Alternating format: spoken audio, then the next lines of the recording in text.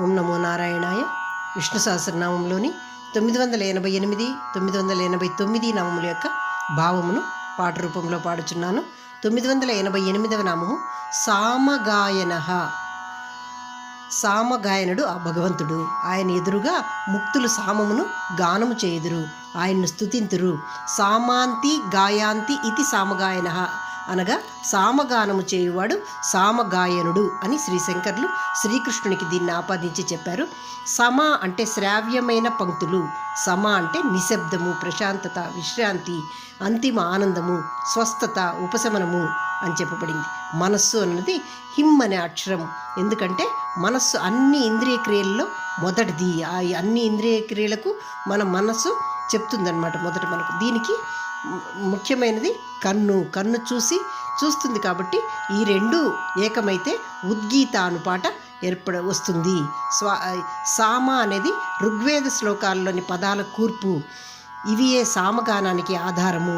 ఇది ఆలోచన, ధ్వని మరియు సంగీతాన్ని ఏకం చేసే తత్వశాస్త్రము. సామ ధ్యానము మరియు ప్రార్థన, దేవుని స్మరణ. ఇది సామ అనేది మనస్సు మరియు ప్రేమ ద్వారా మనిషి యొక్క పరిపూర్ణతకు మరియు అతని ఆధ్యాత్మిక ప్రయాణానికి దారితీస్తుంది. సత్యము అనగా భగవంతుని వైపు అడుగులు వేస్తే మనిషి అహాన్ని విడిచిపెట్టి సత్యాన్ని కనుగొని పరిపూర్ణతకు చేరుకుంటాడు. తాను పరిపక్వత లేదా పరిపూర్ణుడగుటిచే మొత్తం సృష్టిని ప్రేమించడము, సేవ చేయడము, వీటికి చేరువవుతాడు తాను అని చెప్పారు. అలాగే ఇక్కడ ఓంకారమే సామము అని చెప్పబడింది. సామ ఉద్గీతగా ప్రకాశించేవాడిని ధ్యానిస్తుంది సామ అని చెప్పారు. ఇతను ప్రమాదాలను, చీకటిని తొలగించేవాడు, పరమాత్ముడు.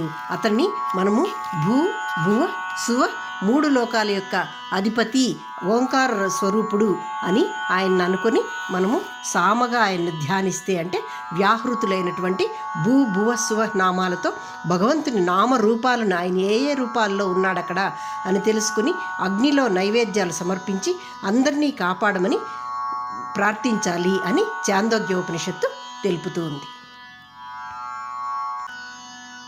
సమగాయనా నీవు వాక్కు మరియు ప్రాణమువు, ఉద్గీతగా ప్రకాశించు సరస్వతివి మరియు వాయువు, త్రివిధాక్షర వ్యాహృతుల ఓంకారమై ఋగ్యజుర్ సామవేదములందు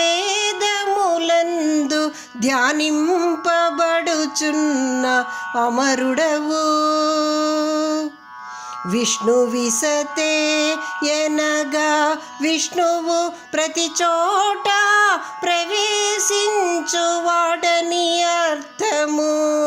వేదాలలో నేను సామవేదం ఎని తెలిపి అన్ని వేదాల సారాంశం మరియు శుద్ధ జ్ఞాన లక్ష్యం తానే అయినవాడు శ్రీకృష్ణ పరమాత్మ. లోతైన దైవిక సత్యాలను కలిగి ఉన్నది సామవేదం. ఇది ఋగ్వేద శ్లోకాల పదాల కూర్పు. సమగానం ఆలోచన, ధ్వని మరియు సంగీతాన్ని ఏకం చేసే తత్వశాస్త్రం.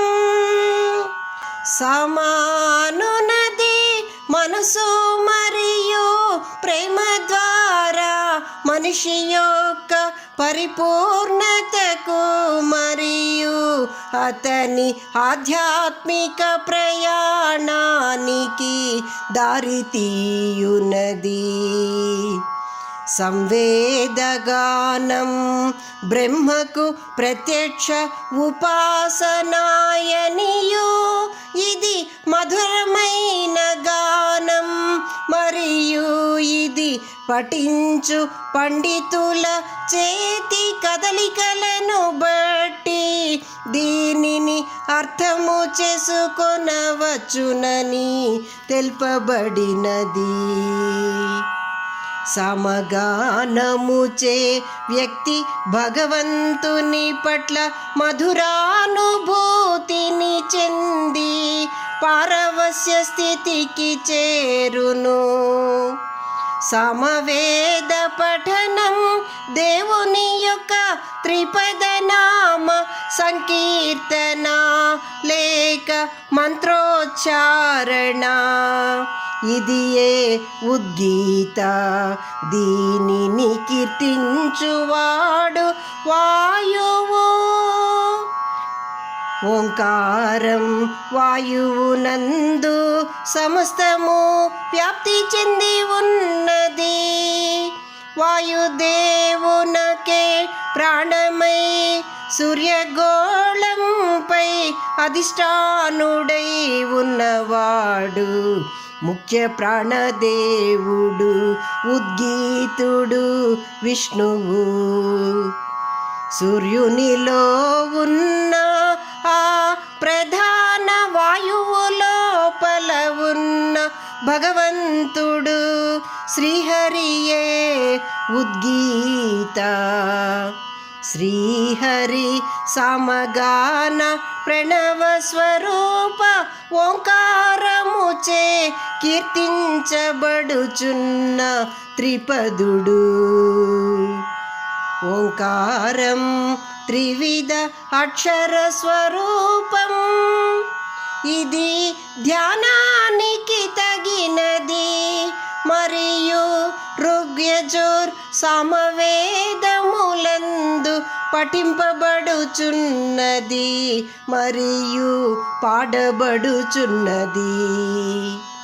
సమాయనగా వాక్కు మరియు ప్రాణ అని చెప్పబడినది. ఓంకారం యజ్ఞముల యందు ఉచ్చరింపబడుతున్నది.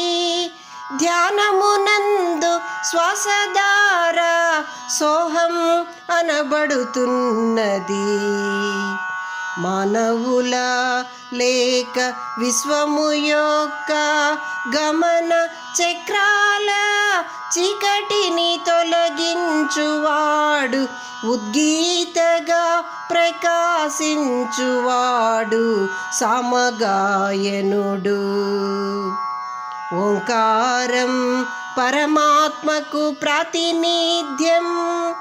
సర్వోన్నత స్వభావానికి సరియైన నామముగా చెప్పబడినది. మాట్లాడబడే శబ్దరూపం ఉద్గీత సమగానము. మాట మరియు ప్రాణం అనునవి ఒక జంట.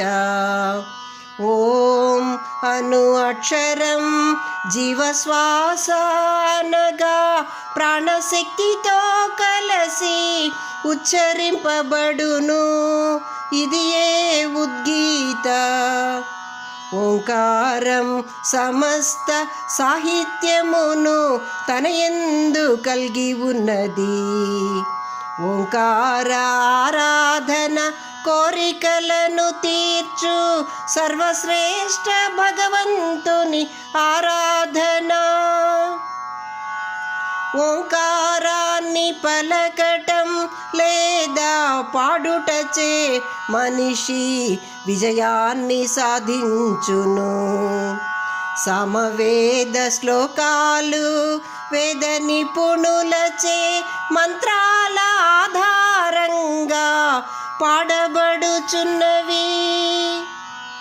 ఓంకార అక్షరం భూ భువ సువ అను మూడు లోకాలను, మూడు విభూతులను మూడు విధములుగా చూపించుచున్నది.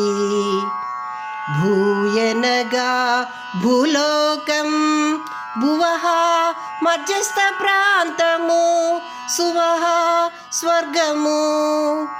భూలోకం భగవంతుని వరాహ రూపం, ఇది వాక్కుకు చిహ్నం. భగవంతుని భౌతిక రూపం జంతు జీవి రూపం యజ్ఞములందు ఆరాధింపబడుచున్న యజ్ఞవరాహుడు ఋగ్వేదం యొక్క ప్రధాన దేవత బ్రహ్మ అగ్ని యొక్క సారాంశం ఇతను యజ్ఞ నైవేద్య వరాహుడు అని పిలువబడుచున్నవాడు రెండవది భువలోకం భగవంతుని నృసింహానగా మనిషి మరియు సింహరూపం నృసింహుడు అత్యున్నత గ్రహమండల జ్యోతిష స్వరూపాన్ని చూపించెను యజుర్వేదం యొక్క ప్రధాన దేవత వాయువు యొక్క సారాంశం నృసింహుడు మూడవది సువ ఇది స్వర్గలోకం ఇది భగవంతుని కపిలావతారముగా చెప్పబడినది కపిలుడు సాంఖ్య జ్ఞాన స్థాపకుడు అత్యున్నత వ్యక్తి సామవేద ప్రధాన దేవత స్వర్గం సూర్యుని సారాంశం ఈ కపిలుడు అహవనీయ అగ్నిలో స్వాహాయని ప్రసాదం సమర్పించుచున్నాము స్వాయను అక్షర జ్ఞానముతో మనలోని లోపాలను నశింపజేయుచున్నవాడు కపిలుడు త్యాగాల మంత్రోచ్చారణలచే హవిసులచే వర్షము కురిసి ఆహారం ఏర్పడి మళ్ళీ త్యాగాలు కొనసాగుచూనే ఉన్నవి ఈ విధముగా అక్షరముతో అన్ని త్యాగాలు మరియు విశ్వచక్ర యజ్ఞము కొనసాగుచూనేయుండును వ్యాహృతుల భువ సువ నామాలలో భగవంతుని నామరూపాలను తెలుసుకొని అగ్నిలో నైవేద్యాలు సమర్పించి అందరినీ కాపాడమని చాందోగ్య ఉపనిషత్ తెలుపుచున్నది సమానగా అపరిమిత సారాంశం అని అర్థము స్వర్గం వాక్స్వరూపం దీనికి అధిపతి సరస్వతీదేవి యొక్క వాక్కు స్వరూపం మరియు వాయుదేవుని ప్రాణస్వరూపముగా భూమిపై సమానముగా వ్యాప్తి చెంది ఉన్నది అగ్ని సానగా భూమి అమానగా అగ్ని రెండును చేరి సామాగుచున్నది సమానగా అపరిమిత సారాంశం అని చెప్పబడినది ఇది త్యాగస్వరూపం వాక్కు ప్రాణవాయువు రెండు కలిపి త్యాగస్వరూప యజ్ఞములై జీవశ్వాస మరియు ప్రాణవాయువులై వ్యాపించి ఉన్నవి స్వరము వాక్కు ఇది అక్షరము ఇది అమరము అందుచే ఓంకారం ముల్లోకాల వ్యాపించి ఉచ్చరించబడి సామగా పాడబడి యజ్ఞముగా యజుషుగా ఉన్నది ప్రాణశ్వాస సూర్యుని వాయుమండలం సూర్యుడు హస్తమించి ఉదయించుచుండును. ఇది ప్రతిస్వరాని పిలువబడుచున్నది. ఇదియును అమరమే. వేదం అనగా జ్ఞానము, అతను జ్ఞానస్వరూపుడు. ఇది ఏ బృహత్సామ. స్వరం ప్రతిస్వరం తానే సర్వవ్యాప్తమై అంతటా ప్రతిధ్వనించు సంగీతం ఓంకారం. సమవేదములోని శ్లోకాలలో నేనే బృహత్సామను. కవిత్వములో నేనే గాయత్రిని. నేనే మార్గశీర్ష ఋతువులలో వసంతం యని శ్రీకృష్ణుడనెను. కవిత్వ నియమాలతో బ్రాహ్మణుడిచే ఉచ్చరింపబడునది గాయత్రి మంత్రము. ఈ మంత్రాన్ని విజయవంతముగా జపించిన వ్యక్తి అతీంద్రియ స్థితిలోకి ప్రవేశించునని తెల్పిరి. శ్రీకృష్ణుని వేణువు ప్రణవానికి చిహ్నము. వేణువులో వలె మానవుడు తన వ్యక్తిత్వములోని అహంకారాన్ని వదలి బోలుగా ఉన్న రెల్లు వేణువులా మారితే సమగాయకుడు శ్రీకృష్ణ పరమాత్మ వారిని తన పెదవులతో ముద్దాడి శ్వాస పీల్చుకొనునని. ఇదియే ఆ భగవంతుని ప్రేమ భక్తి రసం అని తెల్పిరి. అటువంటి వ్యక్తుల హృదయము నుండి అందరినీ ఆకట్టుకొను మధుర సామగానం వినిపించునని. ఇదియే సామగానలోలుని మధురానుభూతి అని శ్రీకృష్ణుడు తెల్పెను. సమగాయన నీవు వాక్కు మరియు ప్రాణము. ఉద్గీతగా ప్రకాశించు సరస్వతివి మరియు వాయువు. త్రివిధాక్షర వ్యాహృతుల ఓంకారమై ఋగ్ యజుర్ సామవేదములందు ధ్యానింపబడుచున్న అమరుడవు. 989వ నామము దేవకీ నందన. దేవకికి ఆనందము కలిగించినవాడు, సోమరసమును స్వీకరించి ఆనందించువాడు. ఈయన సూర్యుడు అని చెప్పారు. దేవతలకు ఆనందాన్ని వసుకున్నది అమ్మలకే అమ్మ అయినటువంటి లక్ష్మీదేవి. ఆమెయే దేవకి అను దేవత అని చెప్పారు. అటువంటి లక్ష్మీదేవికి ఆనందాన్ని వసుగుచున్నవాడు.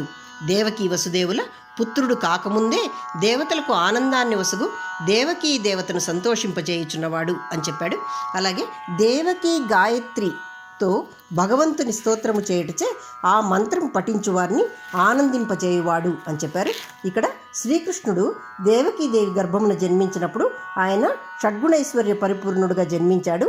అలాగే బలరాముడు రోహిణీ గర్భమున ఆయన యొక్క శేషన్ శక్తి జన్మించాడు. ఆయన యొక్క యోగమాయ మహామాయలు సుభద్రగాను దుర్గగా ఎక్కడైతే కంసుని చెరసాలలో ఆ మహామాయ ప్రత్యక్షమై నిన్ను చంపడానికి అష్టమ గర్భమున దేవకి అష్టమ గర్భమున జన్మిస్తాడు, ఇప్పుడు జన్మించబోతున్నాడు అని చెప్తుంది కదా. ఆమె కూడా యోగమాయ, శ్రీకృష్ణుడి యొక్క శక్తులు ఇవన్నీ. కాబట్టి ఆయన అవతారాలు ఎత్తినప్పుడు ఇవి కూడా ఆయన వెనుకంటినే భూలోకానికి వచ్చి ఉద్భవిస్తాయి అని చెప్పారు. అందువల్ల ఆ యోగమాయ శక్తి అయినటువంటి సుభద్ర కూడా అతని యొక్క దేవకి నందిని అని చెప్పారు. దేవకీ నందనుడవు దేవకీ దేవి గర్భమున జన్మించిన షడ్గుణైశ్వర్య పరిపూర్ణుడవు శ్రీకృష్ణుడవు. శ్రీకృష్ణుని విభిన్న వ్యక్తిత్వాలైన యోగమాయా, మహామాయ మరియు భక్తి స్వరూపములుగా వసుదేవుని భార్యయైన రోహిణికి జన్మించిన సుభద్రవు శ్రీకృష్ణ శక్తివి. దేవకీ వసుదేవులకు 3 జన్మలయందు భగవంతుడు పృష్ణి వసుదేవులకు సుతప ప్రజాపతిగాను, అతిథి కశ్యపులకు ఉపేంద్రుడు అనగా వామనుడిగాను, దేవకీ వసుదేవులకు శ్రీకృష్ణుడిగాను జన్మించెనని భాగవత పురాణం తెలుపుచున్నది.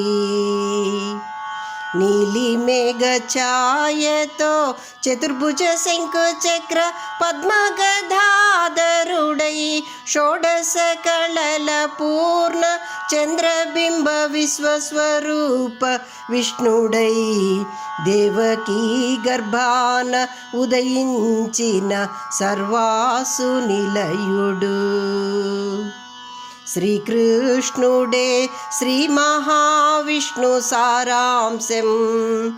అతీంద్రియ గుణాతీత స్వభావుడు ఆధ్యాత్మిక ఉన్నత ప్రాంతమైన విష్ణులోకం నుండి స్వయంగా భువికి దిగి వచ్చిన విష్ణుడీతడని భాగవతమునందు వర్ణించబడినది. భగవాన్ అపి విశ్వాత్మా విదిత్వా కంసజం భయం యదునాం నిజనాథనాం యోగమయం సమాదిశత్. కంసుని దాడి నుండి యదులను రక్షించుటకు పరమాత్మ యోగమాయని విధముగా ఆదేశించెనని భాగవతమునందు తెలుపబడినది. ఓ నా మంగళకరమైన శక్తి, సమస్త జగత్తుకు పూజనీయమైన అన్ని జీవులకు అదృష్టాన్ని ప్రసాదించుచున్న నీవు నందమహారాజు ఇంట ఉన్న వసుదేవుని భార్య రోహిణి గర్భమున జన్మించుమని ఆదేశమొసగెను. శ్రీకృష్ణుని తల్లి దేవకీ గర్భములోపల తన పాక్షిక విస్తరణ మరియు వైకుంఠమునందు తనతో ఉండు సంకర్షణాలేక శేషుడు రోహిణి గర్భమునకు మార్చబడెను. ఇదియే బలరాముడు. సర్వశుభప్రదమైన యోగమాయ శ్రీకృష్ణ పరమాత్మ షడ్గుణైశ్వర్య సంపదలతో దేవకీ కుమారునిగా యశోద నందనందనుడిగా ప్రభువింతును నేనెను. మీరు మహారాజు నందరాణి అయిన యశోద తల్లి కుమార్తెగా కనిపించుముయని మహామాయకు తెలిపెను. ప్రతి ఒక్కరి భౌతిక కోరికలను తీర్చుటలో సర్వోన్నతముగా ఉన్నందున నా స్వరూప యోగమాయైన మీరు సాధారణ మానవులచే జంతు బలులు మరియు పూజా సామాగ్రితో బ్రహ్మాండముగా పూజింపబడెదరని తెలిపెను. ఆమెయే దుర్గా, భద్రకాళి, విజయ, వైష్ణవి, కుముద, కౌండిక, కృష్ణ, మాధవి, కన్యక, మాయా, నారాయణి, ఈశాని, శారద మరియు అంబిక వంటి వివిధ పేర్లతో భూమి ఉపరితలముపై వివిధ ప్రదేశాలలో కొలువబడునని తెలిపెను. శ్రీమద్భాగవతం నందా మరియు యశోదలకు జన్మించిన కుమార్తె నిజముగా యోగమాయని చెబుతున్నదని తెలిపిరి. ఆమెయే సుభద్ర, దుర్గా, కాళిగా చెప్పబడి ఉండవచ్చునని తెలిపిరి. భద్ర అనగా శుభ అని అర్థము.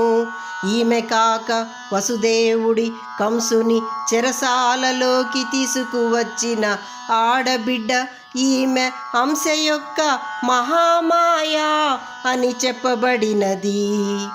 కృష్ణుని సోదరియే సుభద్ర.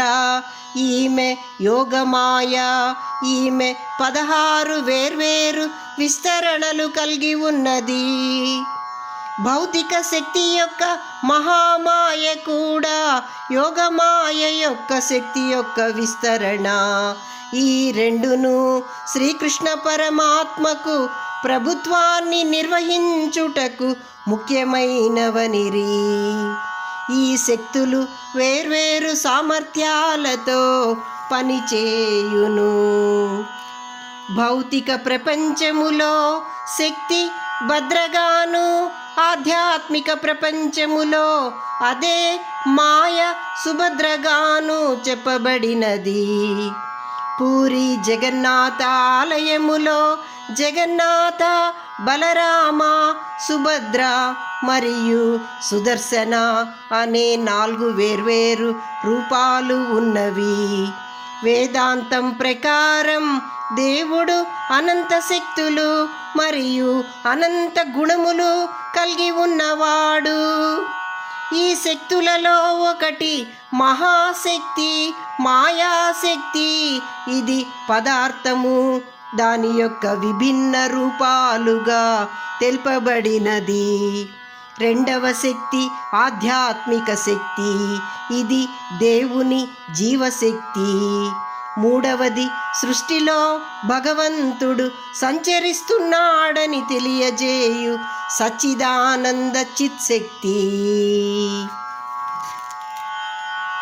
జగన్నాథపురిలో కళ్ళు, చేతులు తప్ప మరో రూపము లేని భగవంతుని చిహ్నమే జగన్నాథుడు. భగవంతుడు సృష్టిస్తున్నాడని, తాను చూస్తున్నాడని తెలుపు రూపము బలభద్రుడు. ఇది భగవంతుని జీవశక్తి. మాయాశక్తి రూపం సుభద్ర మరియు సంకల్పశక్తి సుదర్శన చక్రము అని చెప్పబడినవి. సుభద్ర యోగమాయా అని ప్రభుపాదులు అనిరి. ఆమె మహామాయని భక్తి వినోదమునందు మరియు ఆమె భక్తి స్వరూప శక్తి అని శ్రీధర మహారాజులు తెలిపిరి. మధురలో చెరసాలలో కంసుని శిక్షించిన మహామాయ దుర్గా, భద్రకాళి మొదలగు రూపాలలో పూజించబడుటకు వింధ్య పర్వతాలకు వెళ్ళినదని. సుభద్ర కృష్ణ బలరాముల సోదరిగా జగన్నాథపురిలో నెలకొని ఉన్నదని తెలిపిరి.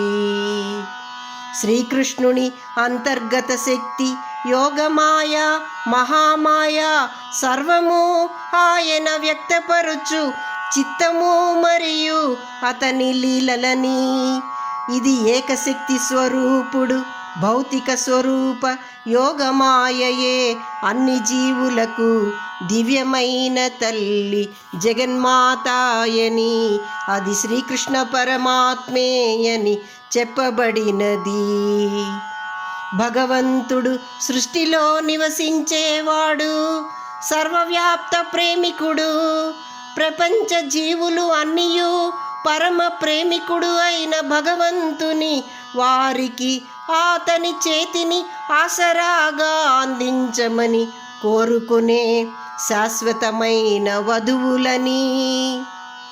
వేణువుపై వాయిస్తూ పరవశింపచేసే దివ్య ప్రేమతో స్వర్గపు శ్రావ్యమైన స్వరాలను వినిపిస్తూ ఉండగా గోపికలు ఆ పరమాత్ముని చుట్టుముట్టి నర్తించు విధము విశ్వములోని ప్రాథమిక మరియు విశ్వ ప్రకంపనలు ఈ విధముగా సూచించబడుతున్నవి. ఈ నృత్య రూపం పరమ సత్యం. ఇందు మాధవ, అంగన, అంతరే అనే 3 పదాలు త్రిమూర్తులు అని తెలిపిరి. ఈ విశ్వ సృష్టి స్వరూపాన్ని అన్నమయ్య అలరులు గురియగ నాడెనదే, అలకల గులుకుల నలమేల్మంగాయని పరవశులై పాడిరి. దేవకీ నందనుడవు, దేవకీ దేవి గర్భమున జన్మించిన షడ్గుణైశ్వర్య పరిపూర్ణుడవు శ్రీకృష్ణుడవు. శ్రీకృష్ణుని విభిన్న వ్యక్తిత్వాలైన యోగమాయా, మహామాయా మరియు భక్తి స్వరూపములుగా వసుదేవుని భార్యయైన రోహిణికి జన్మించిన సుభద్రవు శ్రీకృష్ణ శక్తివి. ఓం నమో నారాయణ.